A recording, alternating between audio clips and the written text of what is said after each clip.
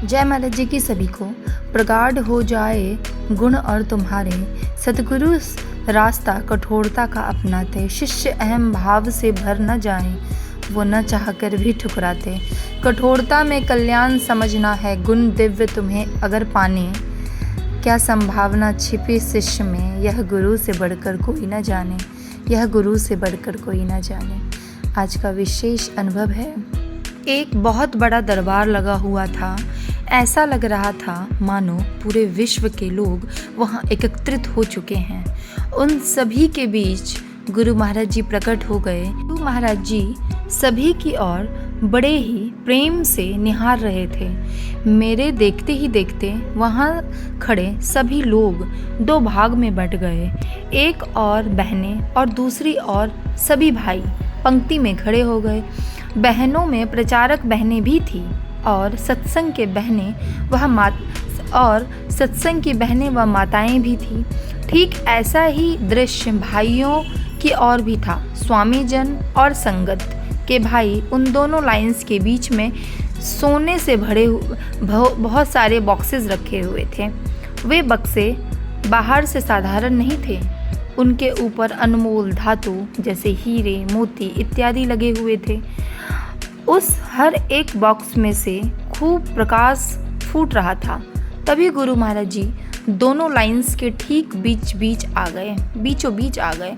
उन बॉक्सेस की ओर इशारा करते हुए गुरुदेव ने कहा, इन्हें तुम साधारण मत समझना, ये बहुत अनमोल हैं। आप सब यहाँ से एक एक बॉक्स को ले जा सकते हैं। महाराज जी की इस बात को सुनकर सभी बहुत एक्साइटेड हो गए। सभी ने शीघ्र ही वहाँ से एक एक बॉक्स को उठा लिया।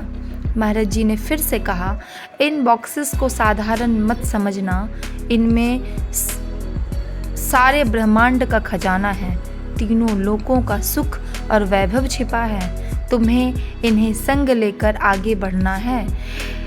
इसके बाद सभी अपने अपने बॉक्स को उठाकर आगे बढ़ने लगे। अब यहाँ से सभी साधक 3 श्रेणियों में बट गए। पहली श्रेणी, जिन साधकों का मन विचलित हो गया और उन्हें गुरु के वचनों पर संदेह हो उठा। यही कारण था कि कुछ कदम आगे बढ़ते हुए उन्होंने अपने अपने बॉक्स को छोड़ दिया। दूसरी श्रेणी, जैसे जैसे साधक आगे बढ़ रहे थे, बॉक्सेस का भार बढ़ता जा रहा था। अब उन बॉक्सेस को संभालना वह उतना ही मुश्किल होता जा रहा था। साधक अब धीरे धीरे अपने कदमों को आगे रख रहे थे। भार के कारण उनके पैर भी लड़खड़ा रहे थे। तभी वहाँ गुरु महाराज जी प्रकाश के एक पुंज से प्रकट हुए और अपने सभी साधकों को बल देते हुए कहने लगे, मेरी ओर देखो, इन्हें छूटने मत देना। अगर मेरी ओर देखकर चलोगे तो इसका वजन अपने आप कम होता जाएगा, इसलिए मेरी ओर देखकर चलो। जिन साधकों ने कभी साधना नहीं की, सुमरन से नहीं जुड़े, सत्संग से हमेशा दूर रहे, उसके भीतर भक्ति भाव व गुरु वचनों पर दृढ़ विश्वास कैसे हो सकता है। यही कारण था कि इन साधकों के हाथों में से भी बॉक्सेस छूट गए। तीसरी श्रेणी, कई शिष्यों ने अवश्य ही हार मान ली थी, लेकिन गुरु महाराज जी अभी भी अपने बच्चों के उत्थान के लिए डटे हुए थे। गुरुदेव फिर से बोले, मेरी ओर देखो, मेरी ओर देखकर चलोगे तो इनका भार कम हो जाएगा। अब जो साधक गुरु महाराज जी को देखते हुए आगे बढ़ रहे थे, वे सभी गुरु महाराज जी में ही समाहित होते चले जा रहे थे।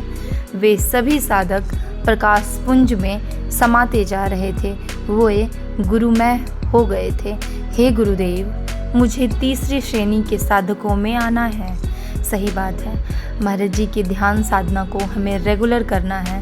अगर ध्यान साधना सुमरन नहीं करेंगे तो हम उनकी असीम कृपाओं को प्राप्त नहीं कर पाएंगे। इसलिए इस समाधि काल में हमें महाराज जी की आज्ञाओं पे चलना है, निरंतर साधना सुमरन करना है और हमें सत्संग जरूर अटेंड करना है। और आप लोगों के जीवन में अगर गुरु महाराज जी की कृपा से कोई भी अनुभव घटित होता है तो उसे हेल्पलाइन नंबर पर ज़रूर लिखवाएं। जो संस्थान का हेल्पलाइन नंबर है अनुभव वाला, उस पर ज़रूर रजिस्टर करवाएं। जय महाराज जी की सभी को।